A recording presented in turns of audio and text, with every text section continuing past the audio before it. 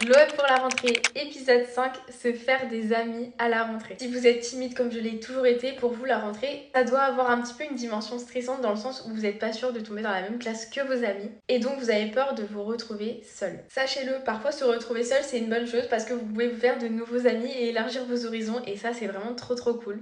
Personnellement, quand je suis rentrée en année de 4ème, je me suis retrouvée séparée de toutes mes meilleures amies. Elles étaient dans la même classe et moi j'étais dans une classe différente. Au début, je l'ai super mal vécu, mais au final, je me suis fait plein de nouveaux amis cette année-là et franchement, j'ai adoré mon année. Mes conseils pour que vous fassiez de nouveaux amis, déjà, même si tu es timide et que tu as du mal à aborder les gens, je vais te donner des sujets pour lancer une conversation et aborder quelqu'un très facilement. Tu peux tout simplement lui dire que tu la trouves belle, que t'aimes bien ses chaussures, que t'aimes bien son vêtement, que t'aimes bien son sac, etc. Tout ça, à tous les coups, ça marche parce que tu vas faire un compliment à une personne et forcément, ça va créer déjà un premier contact. Après, par exemple, si tu arrives au lycée, n'hésite pas à demander d'où la personne elle vient, de quel collège, etc. Ça peut te permettre aussi de créer des liens et d'avoir la discussion facile. Parfois, il suffit juste d'aborder les personnes et ensuite, elles vont avoir tendance à parler directement. Donc, ça veut dire que si tu es quelqu'un de timide, tu vas voir la personne qui va faire la discussion et tu n'auras plus qu'à répondre, donc tu n'auras pas beaucoup à réfléchir. Au cas où si c'est pas le cas, pense à plusieurs choses que tu pourrais demander en avance. Personnellement, c'est ce que je faisais.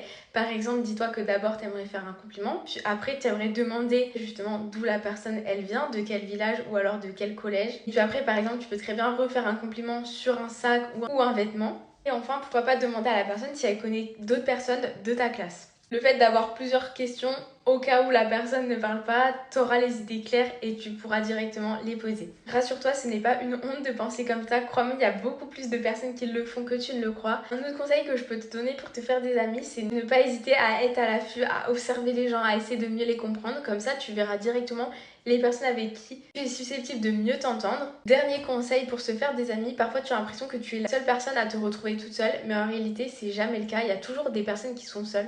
Et si jamais toi tu as déjà des amis mais que tu vois qu'il y a des personnes qui sont un petit peu sur le côté ou qui ont l'air d'être seules, n'hésite pas à lui tendre la main et à la faire venir pour parler avec ton groupe d'amis ou alors parler toute seule avec elle. Souvent comme toi, cette personne-là peut aussi être timide et avoir du mal à aborder les gens. Et peut-être qu'elle n'a pas forcément les clés que je te donne aujourd'hui pour pouvoir aller discuter avec quelqu'un. J'espère que cette vidéo pourra t'aider à te faire des amis à la rentrée ou même pendant les vacances d'ailleurs, ça marche aussi. Si jamais c'est le cas, n'hésite pas à t'abonner à mon compte. Mon petit objectif pour la rentrée, c'est d'atteindre les 30K d'abonnés. D'ailleurs, pour l'occasion, je vous ferai un big concours. J'ai trop hâte. Bisous, ma star!